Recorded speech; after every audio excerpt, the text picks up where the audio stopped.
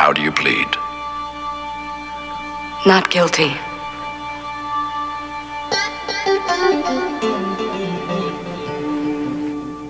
Miss Warmus, may I have a comment for the press, please? Miss Warmus. Miss Warmus. Can we have a comment for the press, please, Miss Warmus? Just your father here. Comment. How do you think you'll go today? Just a comment, please. I think it's too soon for any comment, but I'd just like to say that I'm glad to be here, and I think justice will be served. Thank you. Are you pleased with the defense, Miss Warmus? Sweetheart. Here. Come on, get around the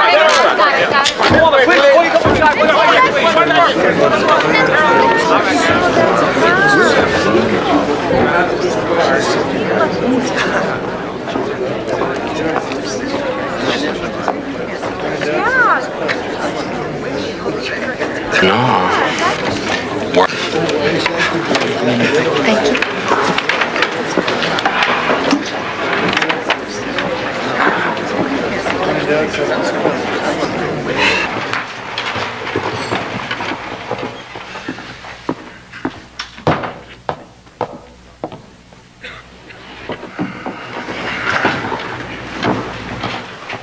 Good morning, gentlemen. Miss Warmus, are we ready to begin? We are, Your Honor. Yes, Your Honor. Bring in the jury. We talked about my mom and my dad. But in the back of my mind, I knew that my mom didn't like her at all.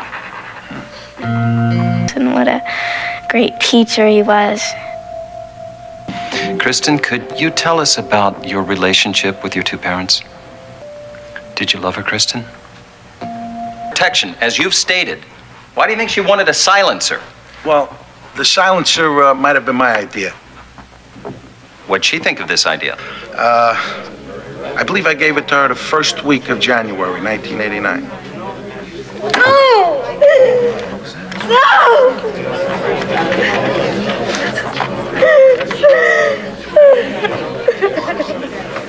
Counselors.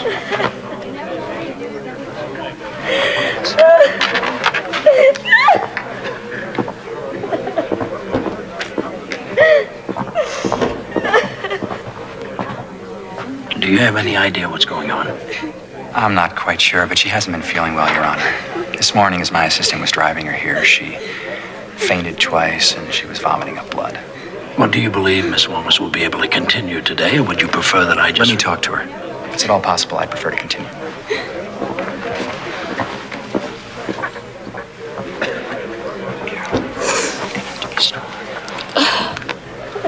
Vomiting, right.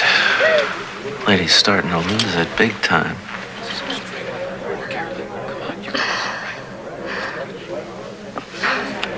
Your Honor, we're ready to continue. With Ms. Warmus, on January 16th, 1989. She said no.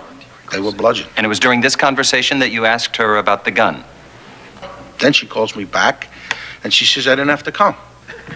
She told me she threw the gun away on the parkway. Please, get here! What happened? My wife needs help. She's not moving. She's covered with blood. For God's sake!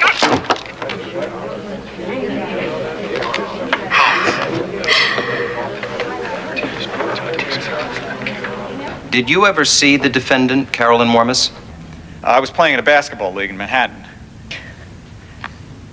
So, I decided since I was near where she lived, I'd stop and see her.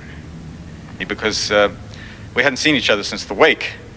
She invited me up to her apartment, but I didn't feel comfortable with that. So, was that at some point, I turned to her and I said, as difficult as it is, I have to know the truth.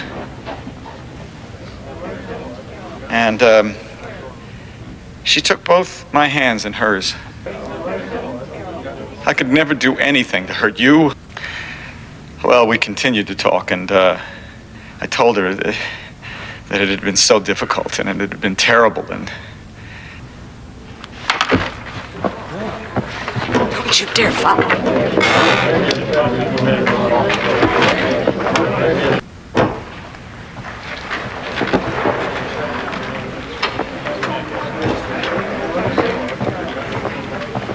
Miss Warmus?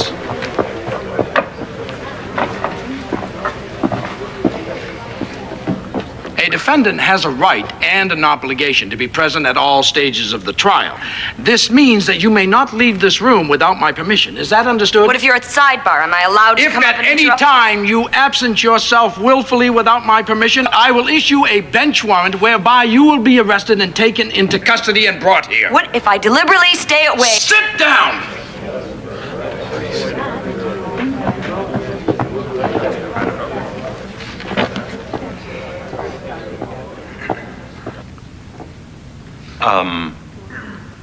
I really have no further questions. Thank you, Mr. Solomon. Your witness. You don't believe so? I honestly can't remember. You mean you can't? In January 1989. In July of 1989. It's very hard to resist, Carolyn. Let's change the subject. But you didn't get home early, did you? No, I didn't. But for you to make that comment, for you to throw that kind of light on me? We have a hung jury.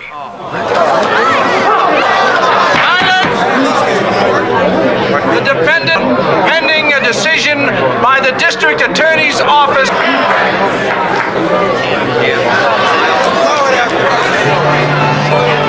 Miss Warmus? Miss Warmus!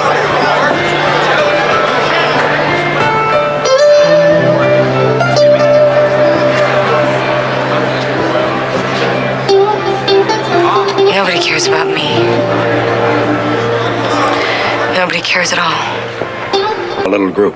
I'm sure in no time at all you'll be as familiar with everyone as I am. I'm sure I will. I don't know exactly when it was taken. I just noticed one day that it was gone. I didn't think much about it at the time. Now, Miss Katai, was there any money taken from your purse? No, that's the funny thing about it. The only thing that was missing was my driver's license.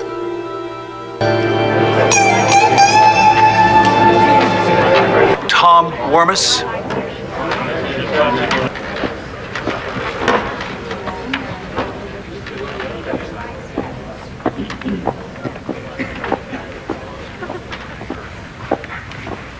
Is the truth, the whole truth, and nothing but the truth? So you're Carolyn Warmus' father, is that true, sir? He said he was a friend of my daughter's. And she was running around with some shady people. Could be in trouble. He then offered to help me.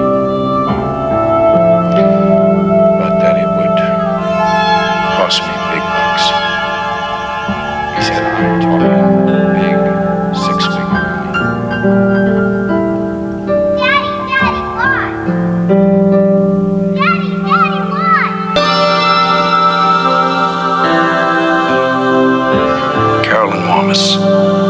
You have been found guilty of second-degree murder in the death of Betty Jean Solomon. Before imposing sentence, do you have anything to say?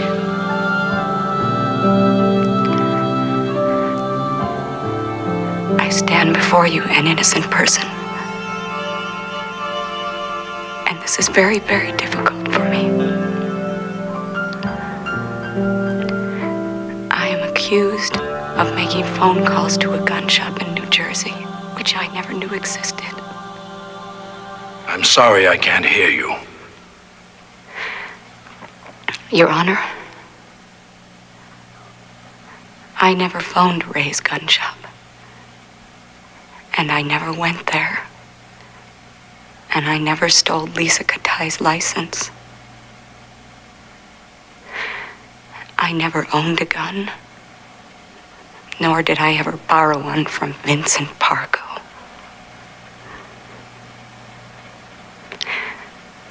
I would never do anything to hurt Kristen or Paul Solomon. And I can promise you that I did not kill Betty Jean Solomon. I am innocent of this crime. I am innocent. I could never do such a thing.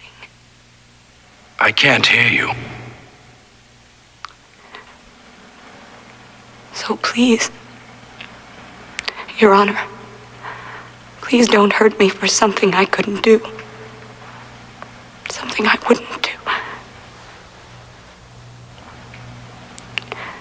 I wasn't brought up that way.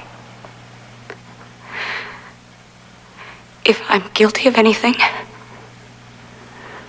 I'm guilty of falling in love with a man who deceived me. Who made promises he couldn't keep.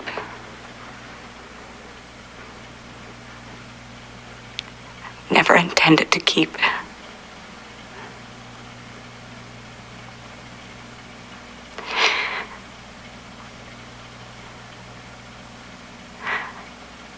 I have nothing more to say. I thank you for this moment.